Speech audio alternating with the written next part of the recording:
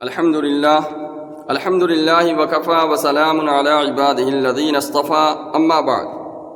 معزز سامعین و ناظرین، قبر کے حوالے سے ایک سوال یہ ہے کہ ہم بار بار یہ سنتے ہیں کہ ہمیں قبر میں عذاب ہوگا، کبھی ہم سنتے ہیں کہ حشر میں بھی عذاب ہوگا، کبھی ہم سنتے ہیں کہ جہنم میں بھی عذاب ہوگا۔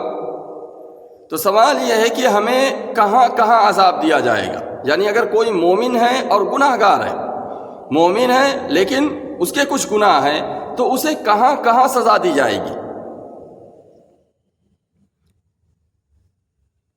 تو اس کا جواب یہ ہے کہ اگر مومن ہے اور گناہ گار ہے تو اس کے گناہوں کی جو سزا اسے دی جائے گی وہ 4 جگہیں ہیں: دنیا، قبر، حشر، جہنم۔ یہ 4 جگہیں ہیں جہاں اسے سزا دی جائے گی۔ دنیا کے اندر انسان ہے، اگر اس نے گناہ کیے ہیں تو دنیا کے اندر اسے عذاب ہوتا ہے بیماریوں کی شکل میں۔ حدیث پاک کے اندر یہ ساری تفصیلات موجود ہیں۔ اسے جو عذاب دیا جاتا ہے وہ بیماریوں کی شکل میں یا کسی اور مصیبت کی شکل میں، جس کے ذریعے سے اللہ تبارک و تعالیٰ اس کے گناہوں کو معاف کر دیتے ہیں۔ اسے تکلیف ہوئی، مومن کو جو تکلیف پہنچتی ہے اس پر وہ صبر کرتا ہے تو اللہ تبارک و تعالیٰ اس کی وجہ سے اس کے گناہ معاف کر دیتے ہیں۔ لیکن دنیا کے اندر جو سزا ملی اس کی وجہ سے اس کے گناہ صاف نہیں ہوئے، ابھی اس کے گناہ اور زیادہ ہیں، تو پھر اب اسے صاف کیا جائے گا قبر کے اندر۔ قبر میں جانے کے بعد اب اسے عذاب ہوگا۔ لیکن یعنی اتنے گناہ تھے کہ قبر میں جا کر کے وہ سارے گناہ دھل گئے، صاف ہو گئے، تو اب حشر کے عذاب سے وہ محفوظ رہے گا اور اس کا ٹھکانہ جنت بنے گا۔ لیکن اگر دنیا میں بھی سزا مل گئی، قبر میں بھی سزا مل گئی، لیکن ابھی اس پر گناہوں کا جو بوجھ ہے وہ ابھی باقی ہے، تو اب اسے حشر میں بھی عذاب ہوگا۔ اور حشر میں اگر عذاب ہوا اور اس کے سارے گناہ صاف ہو گئے تو اب اس کا ٹھکانہ جنت ہوگا، جہنم سے وہ محفوظ رہے گا۔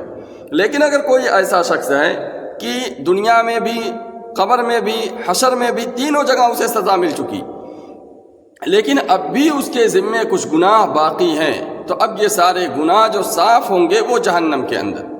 چنانچہ حدیث پاک کے اندر آتا ہے کہ جہنم کے اندر مومن کو ڈالا جائے گا اور اس کی جو گندگی ہے، جو گناہ ہیں، وہ سارے کے سارے صاف کر دیے جائیں گے۔